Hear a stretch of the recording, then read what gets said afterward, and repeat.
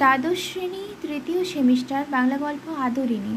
আদরিণী কিন্তু প্রথম, আজকে আমরা তৃতীয় পরিচ্ছেদ সম্বন্ধে আলোচনা করব। প্রথম দুটি ভিডিওতে কিন্তু প্রথম পরিচ্ছেদ এবং দ্বিতীয় পরিচ্ছেদ সম্বন্ধে আলোচনা করে দিয়েছি। আর একবার বলে দিই, এখানে যেগুলো হাইলাইট করা আছে যে লাইনগুলো, সেগুলো খুব বেশি ইম্পর্টেন্ট, এগুলোর উপর তোমরা কিন্তু খুব বেশি ফোকাস করো। বাকি যেহেতু এবার এমসিকিউ কোয়েশ্চেন, সব লাইন, প্রত্যেকটা লাইন থেকে কোয়েশ্চেন হতে পারে। ওকে, তো দেখো, শহর হইতে 2-3 ক্রোশের মধ্যে 2-3 জন জমিদারের হস্তি ছিল। সেই রাত্রেই জয়রাম তত্র স্থানে লোক পাঠাইয়া দিলেন, যদি কেউ হস্তি বিক্রয় করে তবে কিনিবেন। রাত্রি 2 প্রহরের সময় একজন ফিরিয়া আসিয়া বলিল, বীরপুরে উমাচরণ লাহিড়ীর একটি মাদি হাতি আছে, এখনো বাচ্চা, বিক্রি করবে, কিন্তু বিস্তর দাম চাই। কত? 2000 টাকা। খুব বাচ্চা? না, সওয়ারই নিতে পারবে, কুছ পরোয়া নেই, তাই কিনব। এখন তুমি যাও, কাল সকালেই যেন হাতি আসে। লাহিড়ী মহাশয়কে আমার নমস্কার জানিয়ে বলো, হাতির সঙ্গে যেন কোনো বিশ্বাসী কর্মচারী পাঠিয়ে দেন, হাতি দিয়ে টাকা নিয়ে যাবে।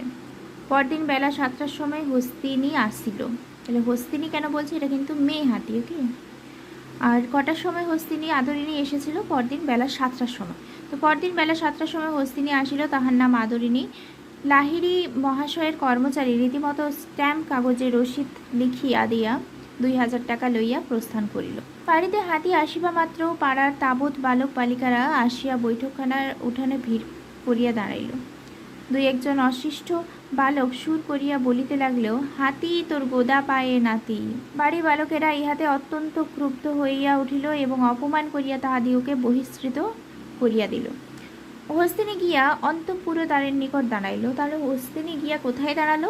অন্তঃপুরদ্বারের নিকট দাঁড়াইল। মুখুজ্জে মশায় বিপত্তিক তাহার জ্যেষ্ঠা পুত্রবধূ একটি ঘটিতে জল লইয়া সভয় পদক্ষেপে বাহির হইয়া আসিলেন, মানে ভয়ে ভয়ে বাইরে আসলেন। কম্পিত হস্তে তাহার পদচুষ্টয়ে সেই জল একটু একটু ঢালিয়া দিলেন। পদচুষ্টয়ে মানে 4 পায়ে, হাতির তো 4টা পা, ওই 4 পায়ে। এরপরে মাহুতের ইঙ্গিত অনুসারে আদরিণী জানু পাতিয়া বসিল। তাহলে মাহুতের ইঙ্গিত অনুসারে আদরিণী কি করেছিল? জানু পাতিয়া বসেছিল। বড়বধূ তৈল ও সিঁদুর, তেল সিঁদুর তাহার ললাট রাঙা করিয়া দিল। তাহার মানে হাতির আদরিণীর যে কপালে তেল সিঁদুর লাগিয়ে লাল করিয়া দিল।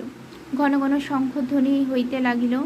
আবার দাঁড়াইয়া উঠিলে ধামাই ভরিয়া আলো, চাল, কলা ও অন্যান্য মঙ্গল্য দ্রব্য তাহার সম্মুখে রক্ষিত হইল। সুর দিয়া তুলিয়া তুলিয়া কতক সে খাইল, অধিকাংশ ছিটাইয়া দিল। এইরূপে বরণ সম্পন্ন হইলে রাজহস্তিনীর জন্য সংগৃহীত সেই কদলীকাণ্ড ও বৃক্ষর শাখা আদরিণী ভোজন করিতে লাগিল। নিমন্ত্রণ রক্ষা করিয়া পীরগঞ্জে হইতে ফিরিবার পর দিন বিকেলেই মহারাজ নরেশচন্দ্রের সহিত মুখোপাধ্যায় মহাশয় সাক্ষাৎ করিতে গেলেন। বলা বাহুল্য, হস্তিনী পৃষ্ঠে আরোহণ করিয়াই গেলেন। মহারাজ দ্বিতল বৈঠকখানার নিম্নে বিস্তৃত প্রাঙ্গণ, প্রাঙ্গণের অপর প্রান্তে হস্তি প্রবেশের সিংহদ্বার। বৈঠকখানায় বসিয়া সমস্ত প্রাঙ্গণ ও সিংহদ্বারের বাহিরের অনেক দূর অবধি মহারাজের দৃষ্টি গোচর হইয়া থাকে। রাজ সমীপে উপনীত হইলে মুখোপাধ্যায় মহাশয় তাহাকে আশীর্বাদ করিয়া আসন গ্রহণ করিলেন। মোকদ্দমা ও বিষয় সংক্রান্ত 2-4 কথা হওয়ার পর মহারাজ জিজ্ঞাসা করলেন, মুখুজ্জে মশাই, ও হাতিটি কার? মুখুজ্জে মশাই বিনীতভাবে বললেন, আর কি, হুজুর বাহাদুরেরই হাতি।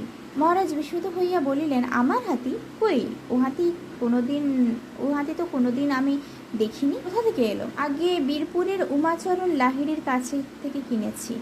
অধিকতর বিস্মিত হইয়া বললে, আরও বিস্মিত হয়ে বলল, আপনি কিনেছেন? আগে হ্যাঁ।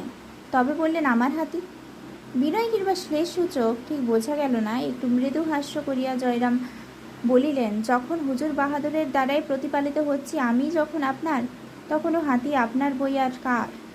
সন্ধ্যার পর গৃহে ফিরিয়া বৈঠকখানায় বসিয়া সমবেত বন্ধুমণ্ডলীর নিকট মুখোপাধ্যায় এই কাহিনী সবিস্তারে বিবৃত করিলেন। হৃদয় হইতে সমস্ত ক্ষোভ লজ্জা আজ তাহার মুছিয়া গেল। কয়েকদিন পরে আজ তাহার সুনিদ্রা হইল। তো এখানের মধ্যে যেগুলো এই যে হাইলাইট করে রেখেছি, এই লাইনগুলো কিন্তু খুবই ইম্পর্টেন্ট। ওকে, আজকে এই পর্যন্ত।